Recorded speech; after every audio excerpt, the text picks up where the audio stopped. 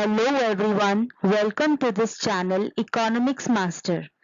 आज हम according to latest version of TR Jain आज हम chapter 7 aggregate demand, aggregate supply and relative concepts को डिटेल में पढ़ने जा रहे हैं। तो मेरे साथ बने रहिए। Let's get start. स्टूडेंट्स, जब हम अपनी इकोनॉमी की बात करते हैं तो हम टू टर्म्स की बात करते हैं। टोटल डिमांड को हम एग्रीगेट डिमांड बोलते हैं, यानी कि sum of total demand is equal to aggregate demand. Similarly sum of supply is equal to aggregate supply. इस चैप्टर को समझने के लिए ये चीजें आपको क्लियर होनी चाहिए। ये terms aggregate demand, aggregate supply हमारे इकोनॉमिक टर्म्स हैं। चलिए, एग्रीगेट डिमांड क्या है पहले इसे समझेंगे, देन उसके बाद एग्रीगेट सप्लाई। एग्रीगेट डिमांड, जैसे मैंने बोला कि टोटल डिमांड होती है हमारी इकोनॉमी में फाइनल गुड्स एंड सर्विसेज की by all the sectors. Sectors क्या होते हैं मैंने अपनी प्रीवियस वीडियोस में भी समझाया है। One is house hold sector, second is producer sector, third is government sector and the last is external sector. तो जो भी इनको डिमांड होती है फाइनल गुड्स एंड सर्विसेज की, उस टोटल डिमांड को एग्रीगेट डिमांड बोलते हैं। यानी कि टोटल प्लान्ड एक्सपेंडिचर भी बोल सकते हैं जो गुड्स एंड सर्विसेज पे होता है। अब हम इसके कंपोनेंट्स की बात करते हैं। Basically there are 4 components. Private और हाउस होल्ड कंजप्शन एक्सपेंडिचर, जो भी घरेलू कंजप्शन खर्चे होते हैं, जो भी टीवी हो गया, फ्रिज हो गया या ब्रेड बटर खाने की चीज हो गए, जो भी हमारे घर में इस्तेमाल होती है, दैट कम्स अंडर प्राइवेट और household consumption expenditure denoted by C. Investment expenditure, हमने बिल्डिंग खरीदी है या हमें लैंड लेना है, तो ऐसी इन्वेस्टमेंट को हम इन्वेस्टमेंट एक्सपेंडिचर बोलते हैं। It is denoted bye I. Third is government expenditure, जो भी गवर्नमेंट हमारी इकोनॉमी को डेवलप करने के लिए रोड्स, बिल्डिंग्स बनाती हैं। लास्ट इज नेट एक्सपोर्ट्स, यानी कि हमारे अगर गुड्स एक्सपोर्ट भी हो रहे हैं अदर कंट्रीज में, इट मींस कि उधर भी हमारे गुड्स की कुछ डिमांड है, हमारी सर्विसेज की कुछ डिमांड है। ये भी एक इंपॉर्टेंट कंपोनेंट है एग्रीगेट डिमांड का।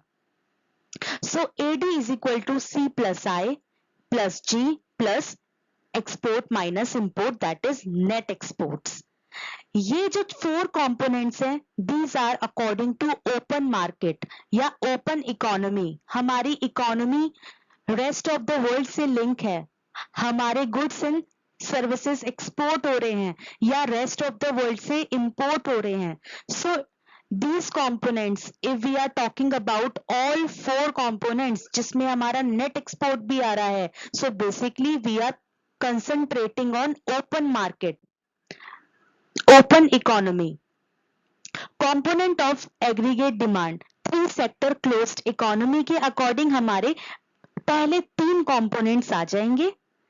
एंड अगर हम 2 sector closed economy की बात करें तो यहाँ पर पहले वाले 2 कंपोनेंट्स ही आएंगे। जॉन कीन्स, जो कि फेमस इकोनॉमिस्ट हैं, उन्होंने एग्रीगेट डिमांड को समझाने के लिए 2 सेक्टर क्लोज्ड इकोनॉमी की हेल्प ली है, जिसमें उन्होंने स्केड्यूल एंड डायग्राम शो किया है। यहाँ पर हम देख पा रहे हैं कि नेशनल इनकम एक्स एक्सिस पे है, which is denoted by Y. Consumption हमारा सी है, ऑटोनॉमियस इन्वेस्टमेंट आई है, और कंजप्शन एंड ऑटोनॉमियस इन्वेस्टमेंट की मदद से हम एग्रीगेट डिमांड निकाल पा रहे हैं। यहाँ पर हम देख रहे हैं वर्ड ऑटोनॉमियस, इसका मतलब क्या है।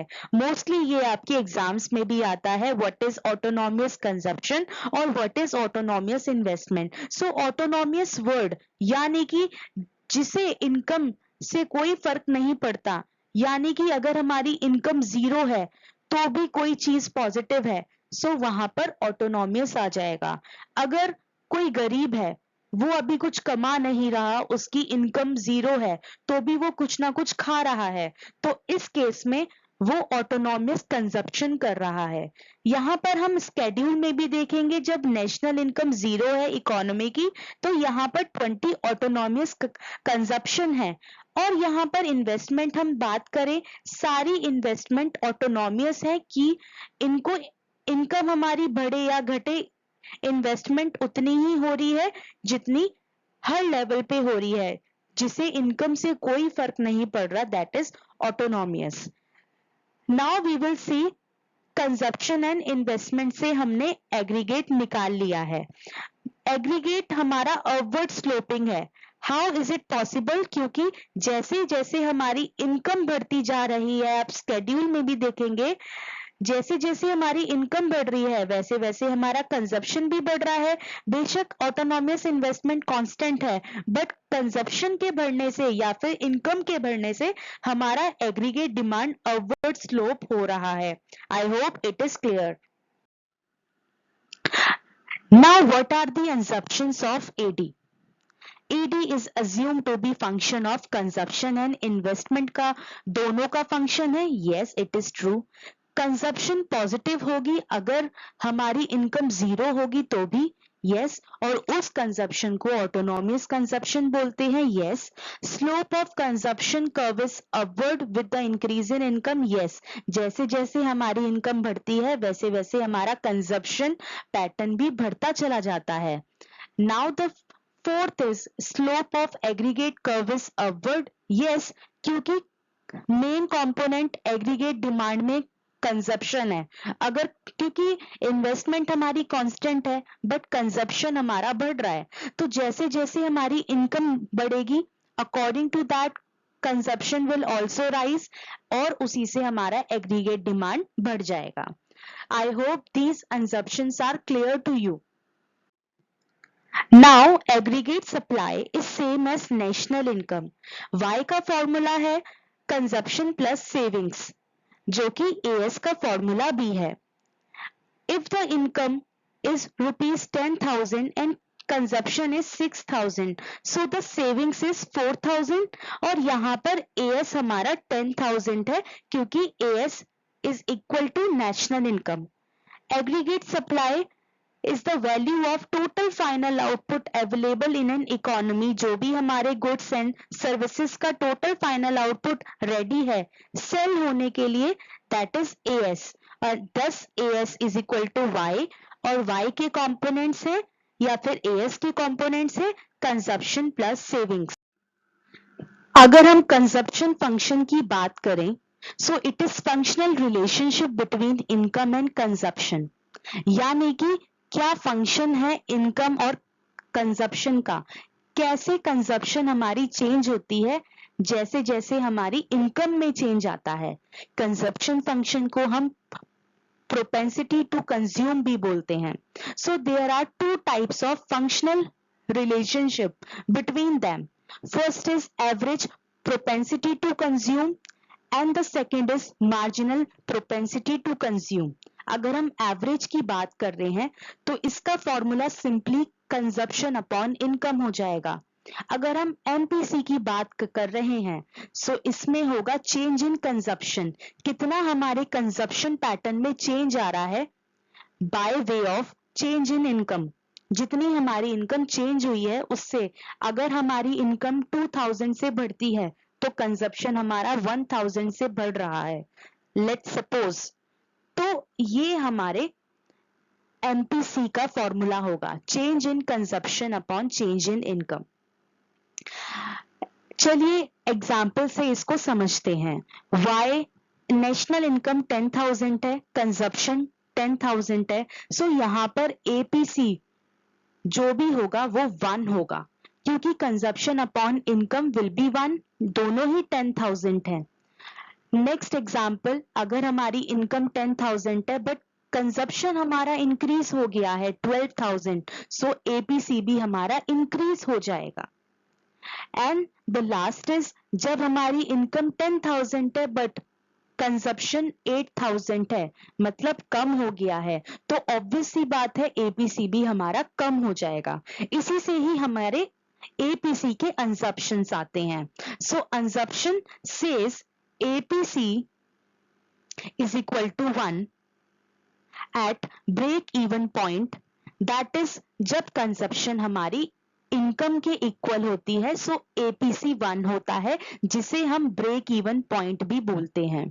एपीसी मोर देन 1 होता है जब हमारी कंजप्शन इनकम से ज्यादा होती है और वो ब्रेक इवन पॉइंट से पहले होता है। लास्ट है एपीसी इज लेस देन 1, कम होता है जब कंजप्शन हमारी इनकम से कम होती है और ये ब्रेक इवन पॉइंट के बाद होता है। एंड एपीसी फॉल्स, एसीपी हमारा गिरता है जब हमारी इनकम बढ़ती चली जाती है, और आप इसे एग्जाम्पल के तौर पर भी समझ सकते हैं। Now marginal propensity to consume, इसका मतलब है स्लोप ऑफ कंजप्शन लाइन और कंजप्शन फंक्शन। हमारी कंजप्शन में कितना एडिशनल चेंज हो रहा है इनकम के चेंज होने से, so that is marginal propensity to consume. Example, अगर हमारी इनकम 2000 से बढ़ती है तो हमारा कंजप्शन भी 2000 से बढ़ता है, इस केस में एमपीसी हमारा 1 होगा। सेकेंड एग्जाम्पल, अगर हमारी इनकम 2000 से बढ़ती है बट हमारा जो कंजप्शन है 0 है, तो यहाँ पर इट मीन्स हमारी कुछ सेविंग्स हो रही हैं। 2000 हमारा पूरा सेव हो रहा है क्योंकि यहाँ पे हम कंजप्शन नहीं कर रहे, सो एमपीसी विल बी 0। बट अगर यहाँ पर हमारी इनकम 4000 से बढ़ती है और कंजप्शन 2000 होता है, सो यहाँ पर एमपीसी 0.5 हो जाएगा। सो इसी से हमारी assumptions आते हैं एमपीसी के। First is MPC lies between 0 and 1, 0 और 1 के बीच में ही इसकी वैल्यूज आती हैं। सेकंड, एमपीसी 1 होता है जब जितना इंक्रीज्ड पोर्शन इनकम का बढ़ा है वो ही सेम फुली कंज्यूम्ड हो रहा है। Third is MPC will be 0 जब increase income portion is fully saved, जब हमारी पूरी बढ़ी हुई income increased portion of income fully save हो रहा है। Fourth is MPC falls when portion of income increases, जैसे ही हमारी इनकम का पोर्शन बढ़ता है 2000 से ना बढ़कर अब 4000 तक बढ़ रही है, तो एमपीसी हमारा फॉल हो जाएगा। So it is all about assumptions of MPC. I hope this is clear to you.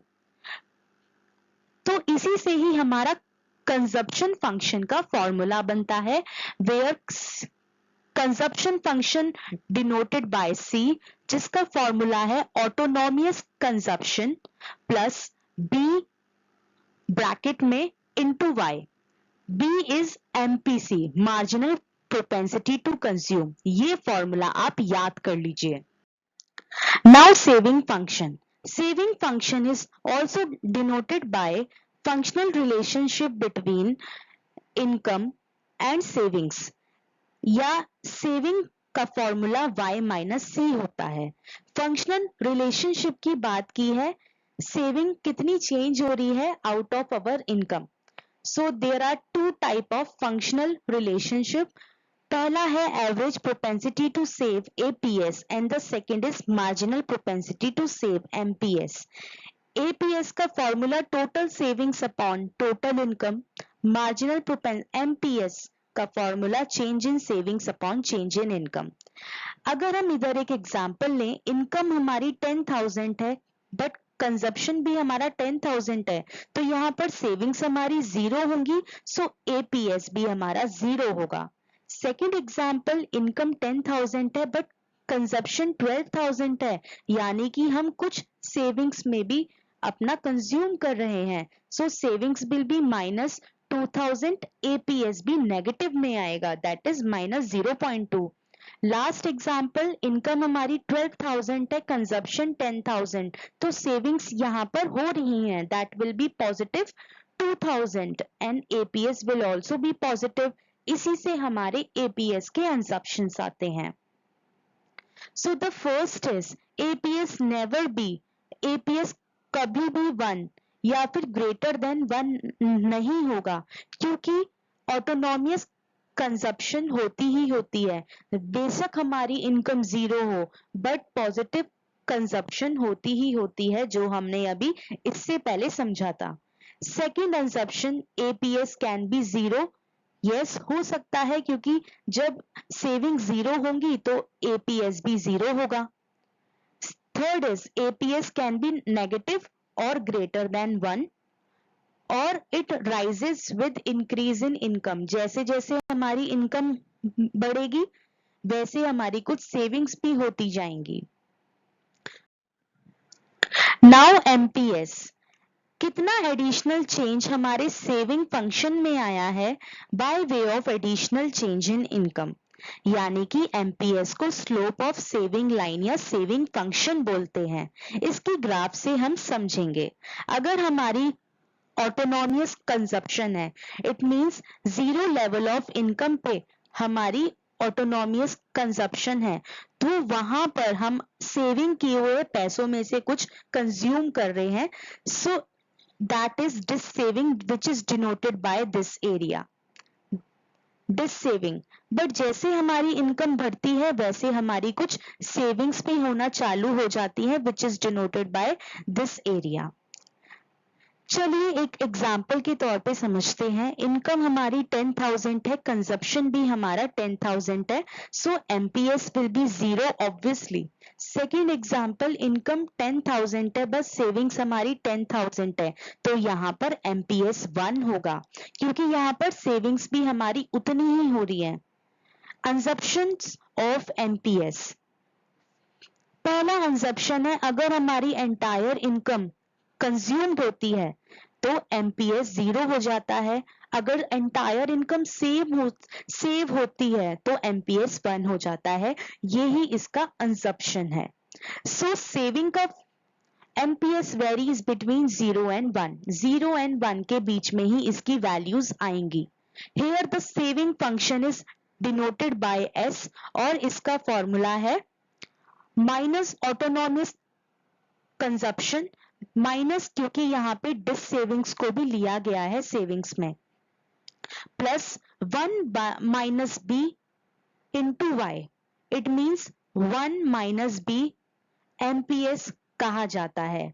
और हमारे कंजप्शन पैटर्न में सिर्फ बी था which is known as MPC. अगर हम 1 माइनस एमपीसी करते हैं तो हमारा एमपीएस आ जाता है। आई hope this is clear. Now, relation between APS and APC. APC plus APS is equal to 1. दोनों को मिलाकर इन दोनों का सम 1 होता है, यानी कि हमारी इनकम में से या तो पूरी सेव होगी या तो फिर पूरा कंजप्शन होगा। Now the second relation is relationship between MPS and MPC. दोनों का सम 1 होता है, या तो इसमें भी हमारी या तो इनकम पूरी सेव हो रही है या फिर कंज्यूम्ड हो रही है। So APC plus APS is equal to 1 और MPC plus MPS is also equal to 1। दोनों ये हैं। इनके ऊपर कुछ क्वेश्चंस भी अगर आएंगे तो आप इस फॉर्मूले की मदद से सॉल्व कर पाएंगे। अब हम देखेंगे कंजप्शन फंक्शन से सेविंग फंक्शन पे कैसे आते हैं। उसके लिए सेविंग का फॉर्मूला लिख लेंगे, दैट इज y माइनस सी। अब नेक्स्ट स्टेप में हमने कंजप्शन का फॉर्मूला लिख लिया है कंजप्शन फंक्शन का, that is autonomous consumption plus B Y, B यहाँ पर एमपीसी है। Now the next stage is S निकालने के लिए, एस फंक्शन निकालने के लिए हमने ब्रैकेट को ओपन कर दिया। अब यहाँ पर माइनस सी बार हो गया, that is minus autonomous consumption, जो कि डिस सेविंग्स को दर्शाता है। नाउ हमने यहाँ पे y कॉमन ले लिया और y से हमारा ये फॉर्मूला निकल के आ गया, minus autonomous consumption plus MPS into Y, क्योंकि 1 माइनस बी को एमपीएस भी बोलते हैं। तो ऐसे हमारा कंजप्शन फंक्शन से सेविंग फंक्शन आ गया, जैसे कि आप इस ग्राफ में भी देख सकते हैं। यहाँ पर ये हमारा कंजप्शन का ग्राफ है एंड ये हमारा सेविंग का ग्राफ है। At the level of zero income कुछ ऑटोनॉमियस कंजप्शन होती है, मतलब हमारी इनकम जीरो हो तो भी हम कुछ ना कुछ कंज्यूम करेंगे, बट जो हम कंज्यूम कर रहे हैं तो वो हमारी डिस सेविंग्स हो रही हैं। जो भी हमने पहले बचाया हुआ है उसमें से ही हम कुछ खा रहे हैं, तो that is dissavings. Dissavings हमारा सेविंग फंक्शन में ये एरिया है। नाउ जैसे हमारी इनकम बढ़ती है वैसे ही हमारी सेविंग्स पॉजिटिव हो जाती हैं। I hope this is clear to you. So thank you for watching this video. Like this video अगर आपको मेरा टॉपिक अच्छे से क्लियर हुआ है, और आप मेरी आने वाली वीडियोस पे आने के लिए इस चैनल को सब्सक्राइब कीजिए। Thank you.